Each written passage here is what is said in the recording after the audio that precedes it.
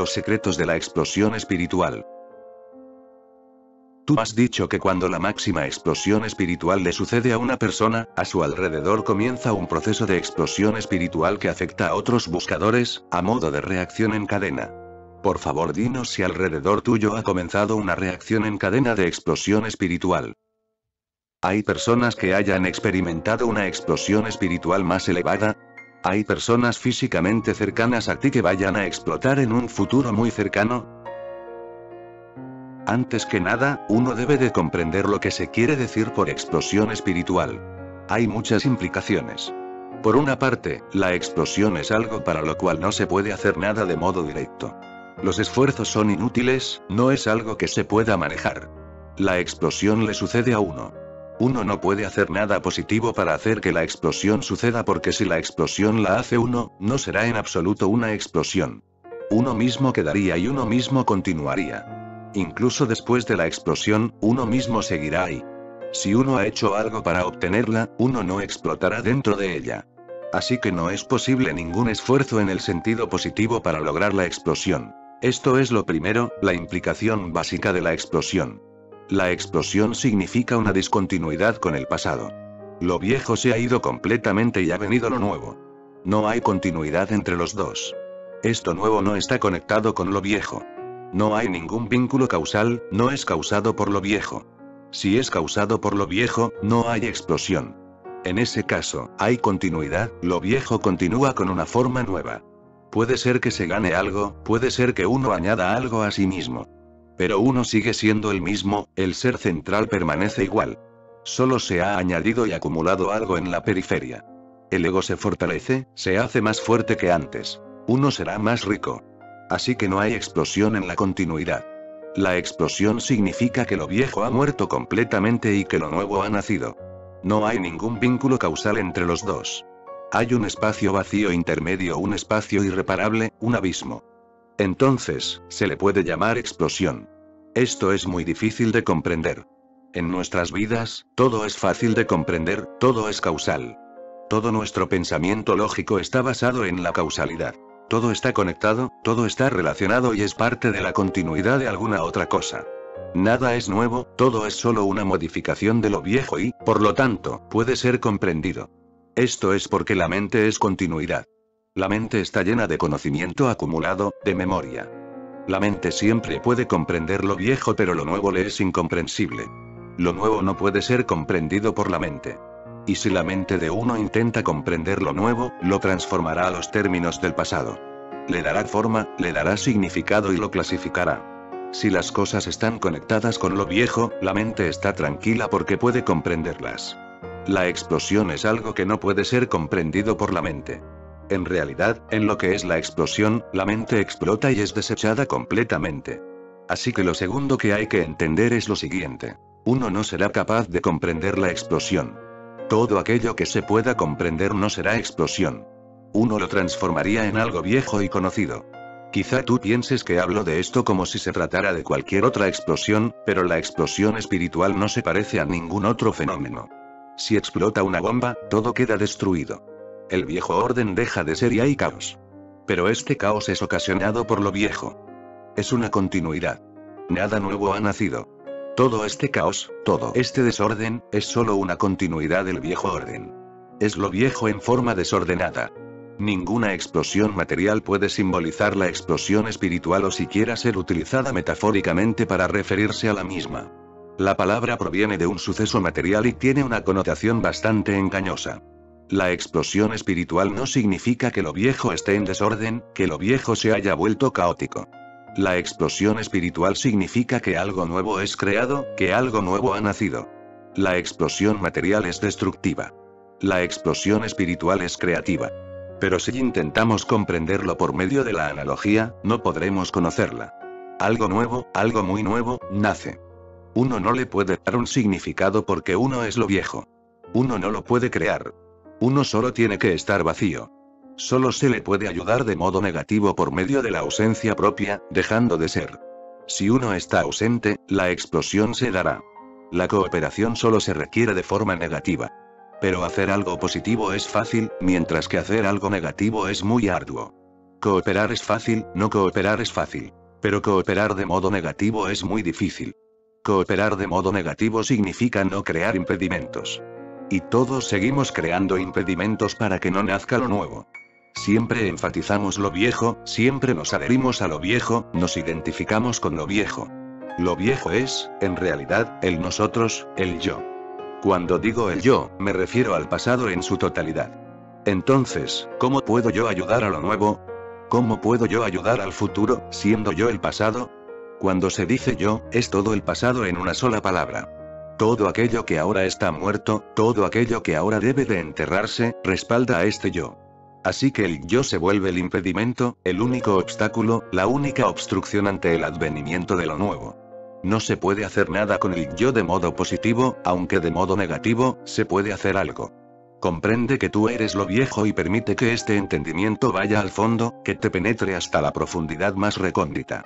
Vuélvete completamente consciente de que tú no puedes ayudar a que nazca lo nuevo. A menos que entre lo nuevo, no hay espiritualidad. A menos que lo nuevo explote, uno no renacerá, uno no estará en la dimensión de lo divino.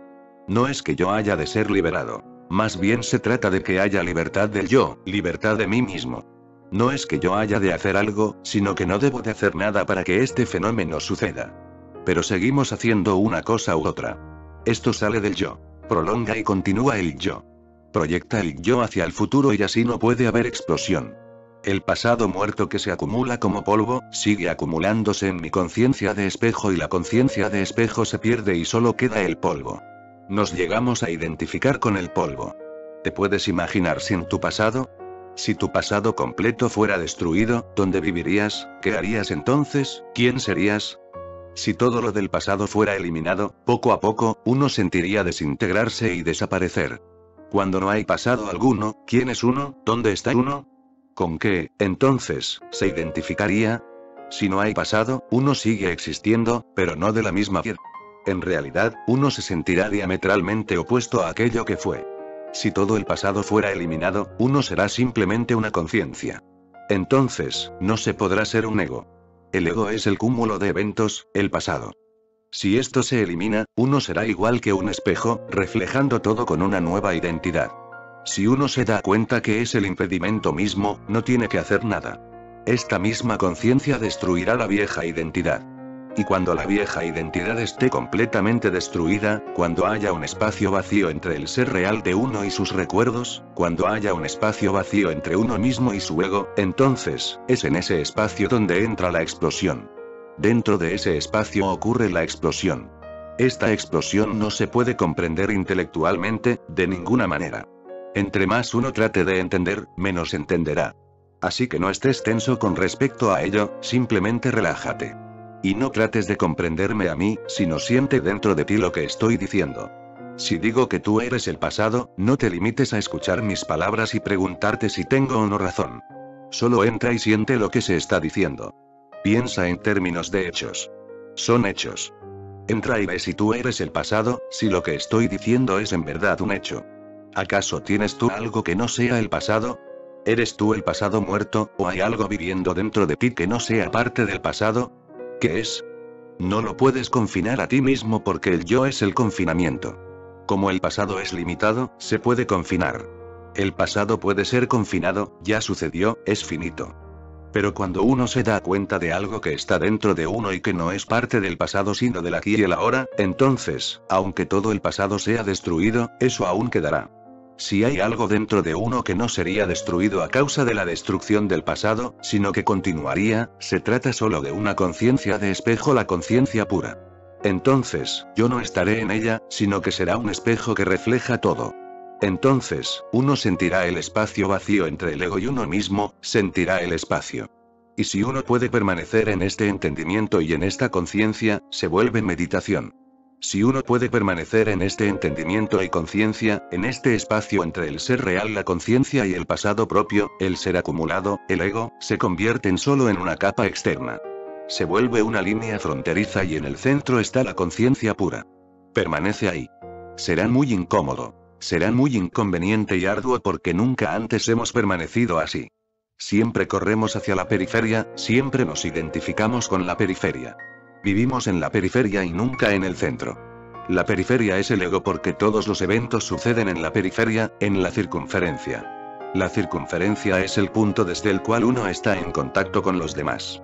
Si yo amo a alguien, el suceso del amor se da en la periferia porque solo mi periferia puede estar en contacto con la periferia de esa persona. Todo en este mundo sucede en la periferia, sobre la línea fronteriza. Así que siempre permanecemos en la línea fronteriza. Ese es el campo de actividad, pero el ser siempre está en el centro.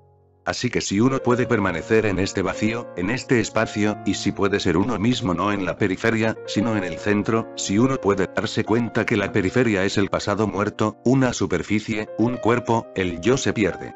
No me refiero a este cuerpo físico. En realidad, el ego es el cuerpo. Así que cuando hay este espacio no comprendido intelectualmente, no entendido de modo lógico, sino sentido de modo existencial, se volverá inconveniente. Uno se sentirá incómodo, como si estuviera muriendo porque siempre ha permanecido en la periferia. Esa ha sido la vida de uno. Así que si uno vuelve al centro, sería lo mismo que morir porque la periferia se ha vuelto la vida. Uno no conoce otra vida. Uno sentirá que se hunde, que se muere, como de asfixia, y la mente dirá, vuelve a la periferia. La vida está ahí. Pero en la periferia, no hay vida, solo acción. Solo hay hacer, no ser. Es por eso que cuando se tiene que hacer nada, ese no hacer se vuelve tan difícil que uno no puede quedarse ahí, sino que comienza a hacer algo. Quizá lea un periódico, quizá encienda el radio, hará cualquier cosa.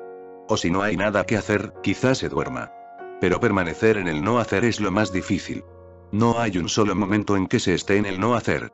Y el ser solo se revela ante aquellos que pueden permanecer en el no hacer, aquellos que permanecen en el centro. Eso es lo que significa la cooperación negativa. Se requiere la cooperación con forma negativa. Uno no ha de hacer algo. Uno ha de permanecer en el no hacer. Y entonces, se da la explosión. Simplemente le sucede a uno. Y cuando haya sucedido, uno siempre estará en el centro. No significa que uno será incapaz de hacer cualquier cosa. Uno será capaz de hacer, pero la calidad de la acción será del todo distinta. Ahora, un nuevo tipo de amor será posible desde el centro, una actividad distinta será posible desde el centro. Ahora, el amor no será un acto, sino un estado de ser. No es que algunas veces se amará y otras no, sino que será la existencia misma de uno. Uno será amoroso y toda acción y toda relación tendrá una cualidad diferente, un significado diferente, una profundidad diferente. A través de esta explosión, uno no se identificará en absoluto con la mente, con el ego, con el cuerpo, con la periferia no se identificará en absoluto.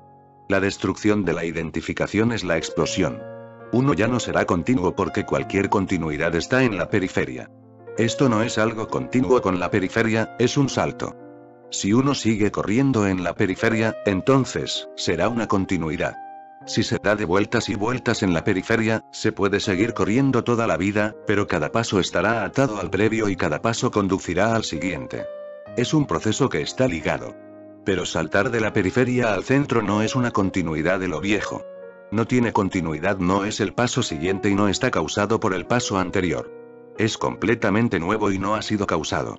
Esto se vuelve difícil de comprender porque en este mundo de sucesos y de eventos, nada existe sin una causa. Pero la física moderna se ha acercado más a este punto. La física moderna ha llegado a una situación paralela. El comportamiento de un electrón no es continuo. Así que toda la ciencia física, por motivo del comportamiento de los electrones, ha adquirido una nueva dimensión. Previo a este siglo, la física era el sistema más firmemente basado en el método científico. Todo tenía una causa, todo era una continuidad y todo era seguro porque solo hay certeza cuando existe un vínculo causal.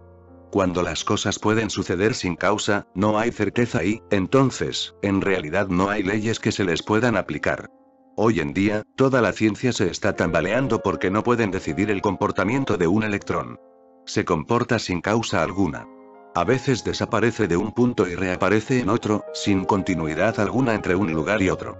El electrón desaparece del punto A. Aparece en el punto B. No ha sido un proceso continuo, no ha transitado. Esto se vuelve misterioso, pero yo lo asumo como una analogía. Hay dos modos de pensar. Uno es el modo lógico y el otro es analógico. El pensamiento lógico procede en secuencia. Esto es así y, por lo tanto, tal cosa sucederá. La causa se determina, así que el efecto le seguirá. El proceso lógico es un proceso definitivo, seguro. Dadas ciertas premisas particulares, ciertos resultados particulares les seguirán de forma automática. No hay libertad alguna. En el pensamiento lógico, no hay libertad alguna. Todo es causado por el pasado, así que está dominado por el pasado. Si yo te doy cierta cantidad de veneno, tú morirás. Tú no eres libre. Una cierta cantidad de veneno te causará la muerte. La muerte seguiría forzosamente. Es una certeza, una continuidad, un vínculo causal. El pensamiento analógico es muy distinto, del todo distinto. El pensamiento analógico es de cierto modo poético. Uno salta de una cosa a otra simplemente por medio de la analogía, mas no a través de secuencias lógicas. Por ejemplo, yo puedo amar a alguien y escribir un poema en el que digo, mi amada es igual que la luna. No existe ninguna conexión. No hay ningún vínculo causal entre la cara de mi amada y la luna. No hay relación alguna, solo una analogía. He saltado de un punto a otro sin haber transitado en alguna secuencia. Es lo mismo que el comportamiento de un electrón. Los poetas siempre se han comportado así, saltan de un punto a otro simplemente a través de la analogía. Puede incluso no haber ningún parecido obvio, pero si al poeta le parece que hay algún parecido, que algo tiene una resonancia, eso basta. Algo reverbera. Entonces, hay un salto analógico. La totalidad de la literatura mística es analógica. Los místicos solo le pueden dar a uno una analogía, y es por eso que hay tantas parábolas. Todas eran analógicas. Jesús hablaba de modo analógico, también Buda, todos. No dan razones lógicas ni argumentos. En realidad, Jesús jamás ha argumentado un punto. No hay argumento, solo analogía. Si uno tiene simpatía, solo entonces puede comprender el pensamiento analógico. Si uno no tiene simpatía, no lo puede comprender porque la analogía no depende del razonamiento, sino de la actitud de simpatía y de la capacidad de continuar ese mismo proceso dentro de uno mismo. Por lo tanto, asumo el comportamiento del electrón como una analogía. Así es la explosión espiritual. Lo viejo simplemente se derrumba en la periferia. No hay ningún vínculo entre la periferia y el centro, no hay tránsito. Uno no transita de la periferia al centro. Si se transita, entonces habrá un vínculo con la periferia y el primer paso hacia el centro será tomado en la periferia, por lo cual necesariamente estará conectado con el paso anterior. Entonces, habrá un vínculo causal. Uno está en la periferia y, de pronto, se halla en el centro. No hay tránsito de un lugar a otro. Eso es la explosión. Usaremos otra analogía, puesto que quizá tú no conozcas de física. Por ejemplo, tú duermes en Bombay y sueñas que estás en Londres. En la mañana, cuando el sueño ha terminado, tendrás que viajar de regreso a Bombay desde Londres. De nuevo, tú sueñas que estás en Londres cuando duermes en Bombay. Alguien llega y te despierta, y tú estabas en Londres. ¿Te despertarás en Londres o en Bombay? Despertarás en Bombay. Pero, ¿cómo volviste? ¿Recorriste alguna distancia? Si hubieras recorrido una distancia, no te despertarías porque la distancia solo puede ser recorrida en sueños. Si hubieras recorrido esa distancia, si hubieras tomado un avión, el avión sería parte del sueño. Si te despiertas simplemente, el sueño en Londres será descontinuado. Tú despertarás en Bombay, y no habrás recorrido ninguna distancia. Así que el despertar es algo nuevo. No es una continuación del sueño. Entonces, la periferia es el sueño del hacer, el sueño del ego. Es por eso que en la India los místicos han dicho, esto es una ilusión. Ellos han dicho, esto es solo un sueño. El mundo entero es únicamente un sueño. Y cuando Shankara y los otros han dicho que el mundo entero es un sueño, se trata de una analogía y no debe de malinterpretarse. Ha sido malinterpretado. Uno puede señalar el sinsentido de lo que dicen. ¿Acaso este mundo es un sueño? Es tan real. Shankara, el filósofo místico de la India, también lo sabía.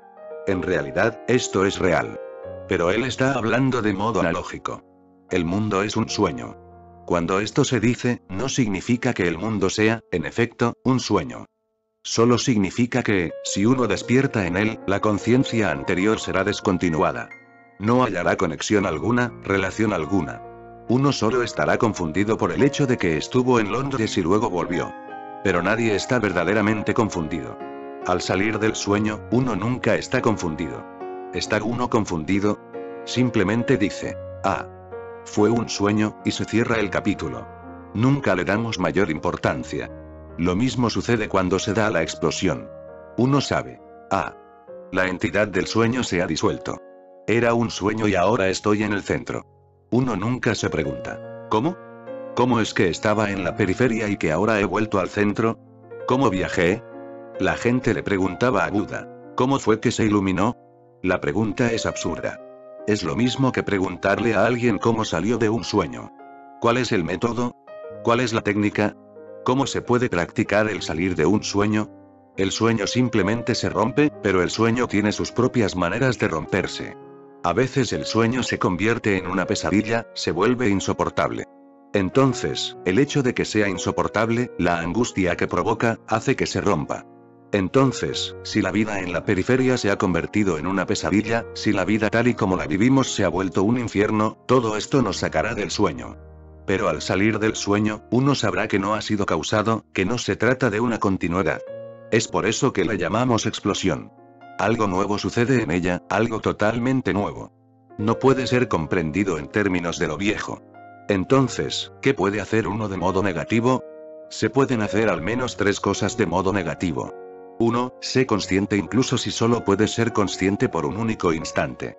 Sé consciente de que te has identificado con un pasado que no es tu ser. El ser está en el presente, aquí y ahora, y uno se identifica con algo que no es del aquí ni del ahora. Sé consciente de esto. Permite que esta conciencia llegue a ti de repente, en cualquier lugar. Tú estás caminando por la calle, detente por un momento y sé consciente de pronto. En cualquier parte, en cualquier situación, detente por un momento y date cuenta de dónde estás. ¿En la periferia o en el centro? ¿Te identificas con la memoria o no te identificas con la memoria? En el principio, puede que esto suceda solo por un momento, o ni siquiera por un momento. Lo sentirás y, al tiempo, ya se habrá ido. Habrá solo un atisbo que durará parte de un momento. Lo sentirás y ya se habrá ido. Pero ese atisbo se profundizará y habrá un nuevo movimiento de la periferia hacia el centro, un movimiento como el de un electrón, un salto, un brinco de un punto a otro. La situación se profundizará. Permanece consciente lo más posible y utiliza toda situación. Por ejemplo, en la respiración, hay un momento en que el aire ha salido y no ha entrado. Hay un espacio vacío, un espacio intermedio muy pequeño, diminuto. Uno no está aspirando ni expirando. Sé consciente de ese espacio. Quédate ahí a lo largo de un solo momento. Sentirás el centro y estarás lejos de la periferia. Estarás fuera del sueño. Estás a punto de dormirte. Sé consciente de que el sueño está entrando, que está descendiendo sobre ti. Tú te estás hundiendo en él. Hay un momento en que no se está ni dormido ni despierto. La mente está cambiando de dimensión. Por un único momento, ni se duerme ni se está despierto. Sé consciente de ello y quédate en ese espacio y serás lanzado hacia el centro. Estarás fuera de la periferia. En la mañana, estás volviendo de un estado de sueño. Siente el momento en que aún no has despertado, pero en que el sueño se ha ido. Siempre hay un momento. Cuando la mente cambia de un estado a otro, hay un espacio. En todo hay un espacio porque sin el espacio, el cambio es imposible. Y en ese espacio, uno nunca está en la periferia. Ese espacio no es continuo con la periferia. Debes de comprender lo que le estoy diciendo exactamente. Ningún espacio vacío está en la periferia. Todo espacio vacío está en el centro. La única continuidad está en la periferia, un evento que sucede, otro evento que sucede. Y en el intermedio, en el espacio vacío, siempre está el centro. Uno siempre vuelve al centro y, al momento siguiente, vuelve a la periferia. Pero este suceso es tan veloz, es de cierto modo tan intemporal, que normalmente uno no está consciente de él. Pero si uno se vuelve consciente, atento, alerta y cuidadoso, poco a poco tendrá atisbos. Uno ama a alguien y el amor se ha ido, pero el odio aún no se ha instalado. Hay un momento. El amor sucede en la periferia, el odio sucede en la periferia, pero el espacio vacío entre estas dos cosas, siempre sucede en el centro. Entonces, cuando uno ama, está en la periferia. Cuando odia, está en la periferia. Pero cuando uno cambia del amor al odio, o del odio al amor, no está en la periferia. El espacio vacío siempre está en el centro. Uno es lanzado hacia atrás. Uno no puede cambiar la periferia porque en la periferia uno solo está haciendo. El ser está en el centro. Uno debe de volver para cambiar, pero este ir y venir es tan veloz, es tan intemporalmente veloz, que normalmente uno no se da cuenta de él. Mantente alerta con respecto a cualquier cambio. Uno ha estado enfermo y ahora, la enfermedad se ha ido, pero la salud aún no se instala. Mantente consciente, tú estarás en el centro. Ningún cambio es posible en la periferia misma. Es por eso que a todos nos hace falta el sueño porque, en el sueño, sucede un gran cambio. Si uno no puede dormir profundamente, no podrá vivir porque la vida necesita de ciertos cambios todos los días. Todos los días, mucho tiene que cambiar en el cuerpo, en la mente, en las emociones. Hay muchos cambios todos los días. Así que la naturaleza tiene su forma de hacer que uno esté inconsciente, puesto que, conscientemente, uno no permanecerá en el centro durante mucho tiempo. Uno es arrojado al inconsciente para que no esté en la periferia, para que no corra hacia la periferia. Uno está dormido, está inconsciente. Así que uno está en el centro y acomoda en el ser. Pero incluso cuando uno está despierto, hay cambios. Como analogía, uno cambia las velocidades de su auto. Durante un momento muy corto, uno pone el auto en neutro. Siempre es a través de la posición en neutro que uno cambia de velocidad. Neutro significa sin velocidad. Si uno cambia de primera a segunda velocidad, no se puede hacer el cambio de modo directo. Primero debe de colocarse la palanca en neutro para luego poder cambiar de velocidad. Entre más experto se vuelva uno, menos tiempo tarda en hacer ese cambio. En realidad, un automovilista experto ya no se da cuenta que cada vez que cambia de velocidad, pasa por neutro. Las velocidades se cambian de modo tan fluido que el automovilista no tiene necesidad de estar consciente de ello. Solo aquel que está aprendiendo está consciente, nadie más está consciente. Y lo neutro es siempre lo difícil del aprendizaje. Siempre que uno cambia de una acción a otra, vuelve al estado neutro, al centro. Así que mantente alerta. Alguien te ha insultado y ahora cambiarás, no puedes permanecer igual. Tendrás que cambiar en la periferia. La misma cara se ha tomado irrelevante, tendrás que cambiar tu cara completa. Ahora, date cuenta de lo que sucede adentro. Tendrás que ir al centro, luego volver a la periferia, y entonces podrás cambiar de cara. Así que cuando alguien te insulte, medita en tu interior. Entra. Aquel que te ha insultado te ha dado un punto de cambio. Tantra ha utilizado sustancias intoxicantes para hacer que el buscador se dé cuenta de los estados de conciencia cambiantes. Seguirán dándole sustancias a uno y el maestro dirá: sé consciente del espacio vacío. Ese momento, uno estaba consciente y ahora pierde conciencia. Entonces, date cuenta del momento en que se cambia de la conciencia a la inconsciencia. Uno siempre está cambiando y si uno se da cuenta de estos momentos de cambio, se dará cuenta del centro. Un maestro zen lo arrojará a uno por la ventana y gritará: sé consciente. Uno ha sido arrojado, está en medio, está apenas atravesando la ventana y está a punto de dar con el suelo. Él grita: sé consciente. Uno ha caído al suelo y su cara debe de cambiar. Ahora, la situación es muy distinta. Uno había ido a hacer alguna pregunta metafísica y el maestro ha hecho algo completamente no metafísico.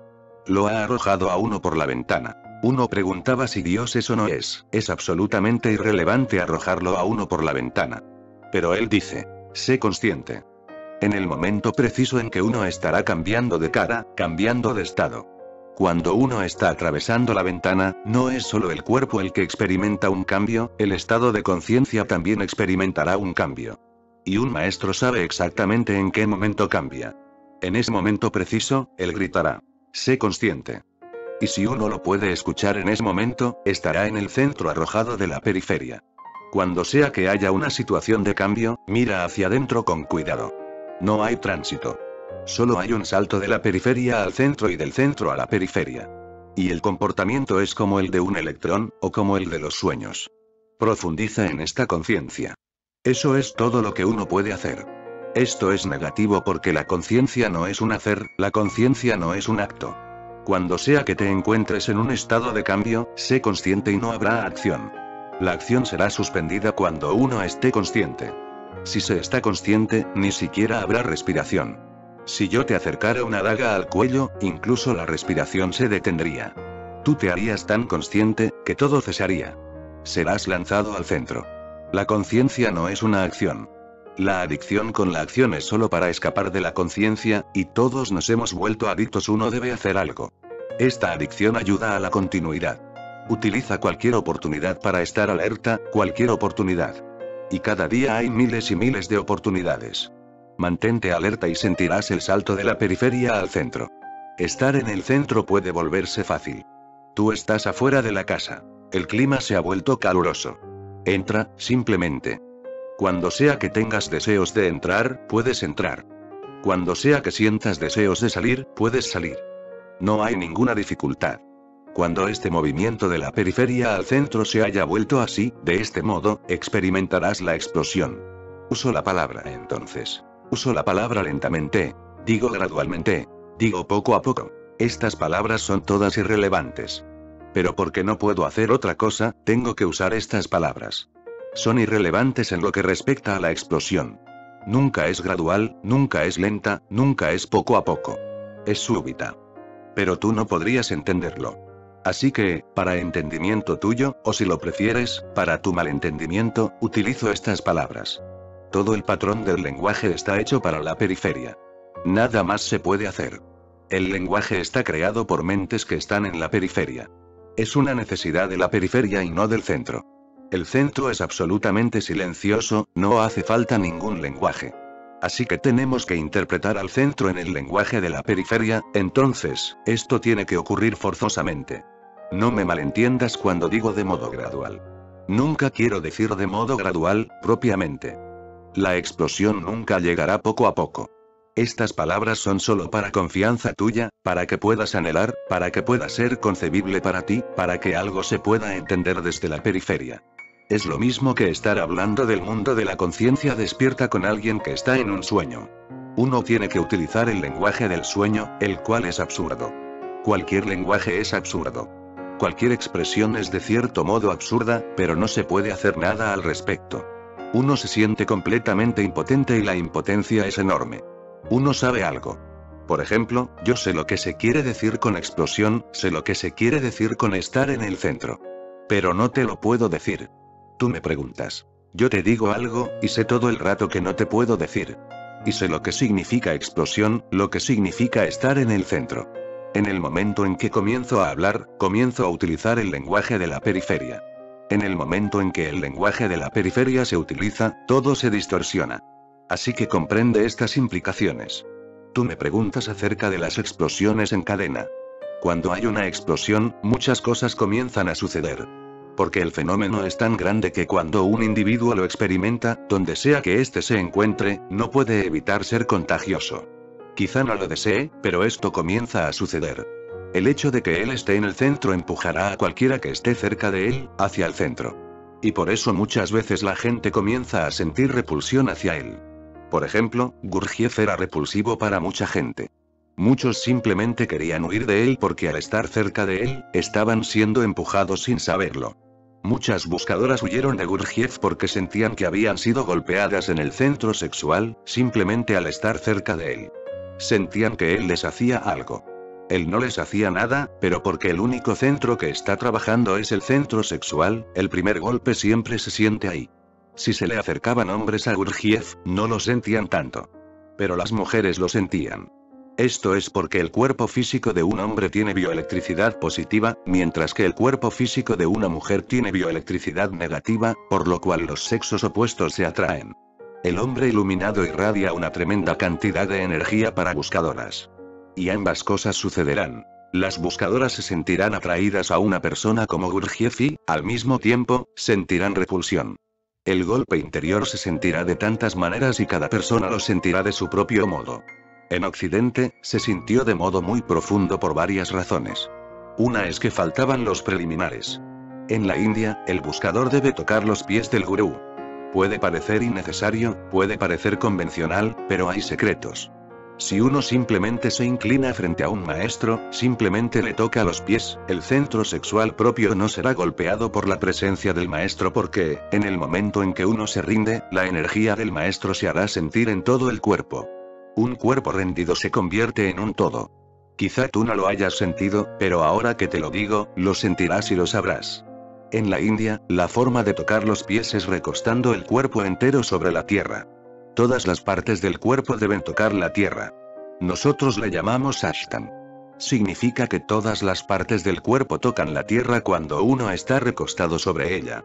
Muchas cosas científicas comienzan a suceder. El cuerpo se vuelve uno solo y el impacto vibra en todo el cuerpo y no en un solo centro. No penetra un centro particular, sino todo el cuerpo. Uno está horizontal y el impacto lo atraviesa a uno desde la cabeza hacia las piernas. Si uno está vertical, parado, el mismo impacto lo atraviesa, pero no puede recorrer todo el cuerpo. No puede pasar a través de las piernas. La única parte sensible de uno es el centro sexual, así que pasa a través del centro sexual. Si uno está parado a un lado de un maestro que está en el centro, el impacto, las vibraciones de aquel atravesarán el centro de uno. El maestro puede volverse repulsivo o puede volverse atractivo. En cualquiera de los dos casos, habrá dificultades. Si uno está recostado, el flujo pasa a través de uno, lo toca, fluye dentro de uno, de un extremo a otro. Y tiene un efecto tranquilizador. En la India, donde se desarrolló esta ciencia interna, tardó siglos en desarrollarse. Y lo que se sabe es solo por medio de muchas experiencias porque no se puede experimentar con el hombre como si fuera un chancho. Tardaron siglos en saber estas cosas por medio de las experiencias y los sucesos, únicamente.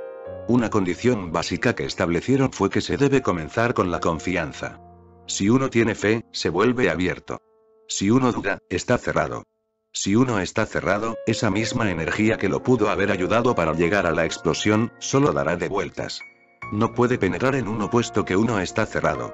No será posible que lo ayuden a uno. Si uno está abierto y tiene confianza, lo penetra profundamente. La explosión se vuelve una explosión en cadena. Y esto puede suceder, esto siempre sucede. Así que una actitud de confianza genera grandes cadenas de explosión. A veces la explosión en cadena sigue de modo continuo, incluso cuando el maestro original ha muerto. Por ejemplo, en la tradición de los Sikhs, el 10º gurú es el último. Hasta el 10º, los gurús continuaban, uno era seguido de otro. Pero con el 10º, la tradición cesaba y se rompía. ¿Cuál era la razón? ¿Por qué detuvo la cadena Gobind Singh? Fue continua desde Nanak hasta Gobind Singh. Era una fuerza viva, pero con Gobind Singh se detuvo. No podía ser otorgada ni transferida, puesto que nadie era capaz. Nadie estaba abierto para recibirla completamente, totalmente, y no puede ser otorgada parcialmente. O se está completamente abierto, o no.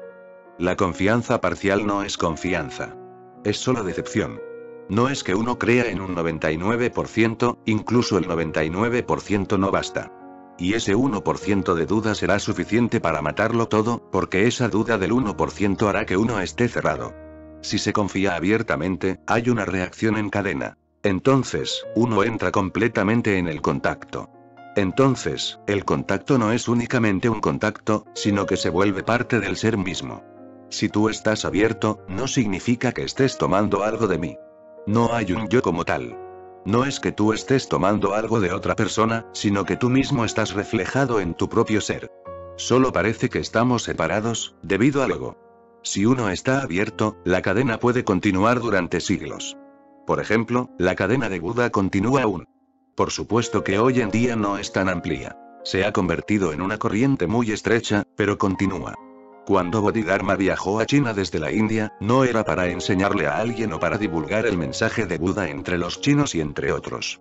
Solo era para buscar a un hombre a quien se le pudiera otorgar la explosión, alguien tan abierto que Bodhidharma pudiera transferirle todo antes de morir. Así que permaneció sentado en China durante 9 años, continuamente de cara a una pared. Si tú te le hubieras acercado, ni siquiera te hubiera volteado a ver. Estaba de espaldas a todos sus visitantes. Tantas personas preguntaron, ¿qué es esto? ¿Por qué permanece sentado de esa manera?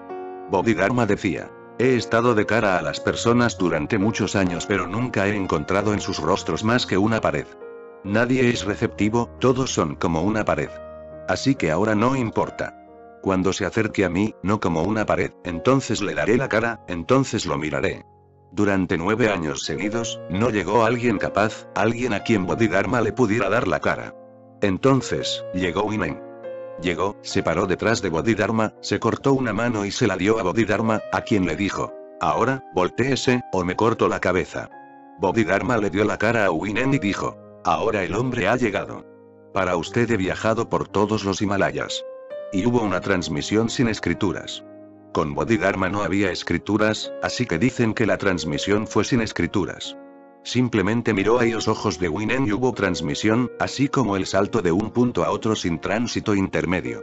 Esto también debe de ser entendido. La cadena de explosiones es un salto. Cuando algo de mi conciencia entra en la tuya, es un salto. Estaba aquí y ahora, está allá y nunca estuvo en medio. No hay ningún proceso. Si tú eres receptivo, si estás abierto, la flama que está aquí se hallará allá de modo instantáneo. No habrá una pausa de tiempo. La cadena puede continuar para siempre, pero nunca sucede así. Es muy difícil porque incluso con un maestro vivo, es difícil estar abierto. La mente trata de todas las formas posibles, de estar cerrada porque el que esté abierta significa su muerte. Para la mente, es la muerte. Así que tratará. Discutirá, hallará muchas razones para estar cerrada. Hallará motivos muy absurdos. En otros momentos, más adelante, uno no podrá creer que estas cosas pudieron haberlo hecho dudar, que estas cosas insignificantes lo hicieron escéptico. Estas cosas que no tienen significado alguno, crean todas las barreras. Y si uno no está abierto, la cadena, la transmisión, no es posible. Toda la meditación, todo mi énfasis sobre la meditación, es para que uno esté abierto. En cualquier momento cuando uno esté abierto, habrá transmisión. A diario suceden explosiones menores. Solo son atisbos del centro. Pero ese atisbo no basta. Puede ayudar, pero uno no debe quedar satisfecho con eso. Normalmente, nos satisfacemos con eso. Hay un atisbo y uno queda satisfecho. Uno hace de este atisbo un tesoro y lo sigue recordando. Cuando el atisbo cambia del centro a la periferia, se convierte en una memoria. Entonces uno la alimenta, uno la recuerda, uno se siente jubiloso ante ese recuerdo. Entonces uno siempre se pregunta cuándo volverá a suceder. Entonces se ha convertido en parte de la periferia, en parte de la memoria, es inútil. Las explosiones menores pueden ser incluso fatales si se alimentan como recuerdos. Deséchalas, olvídalas. No pidas que se repitan. Solo entonces será posible la explosión mayor. Solo entonces será posible la explosión total. Hay explosiones menores, pero nunca les presto atención. Y tú tampoco debes de prestarles atención porque, de hacerlo, solo se convertirán en parte de la memoria. No son capaces de destruir a la memoria sino, muy por lo contrario, la fortalecen. Una experiencia pequeña, una experiencia trivial, no basta. Deséchala. No estés satisfecho a menos que se logre lo total. No quedes satisfecho antes de que suceda la explosión máxima. Permanece insatisfecho. Nunca recuerdes nada de lo que ha sucedido. Ninguna experiencia debe de ser acumulada y nutrida. Conforme vaya sucediendo, deséchala, olvídala, sigue adelante. A menos que se dé la explosión total, nada menos que eso bastará, así que no le prestes atención a otra cosa. Las cosas han sucedido, las cosas están sucediendo, pero nunca hablo de explosiones menores. Si alguien llega conmigo y me dice que ha tenido una explosión menor, simplemente intentaré desecharla. No debe de ser recordada, será una barrera. Continúa yendo hacia el centro hasta que llegue el momento en que no hay marcha atrás. Cuando llega ese momento, nunca es parte de un recuerdo.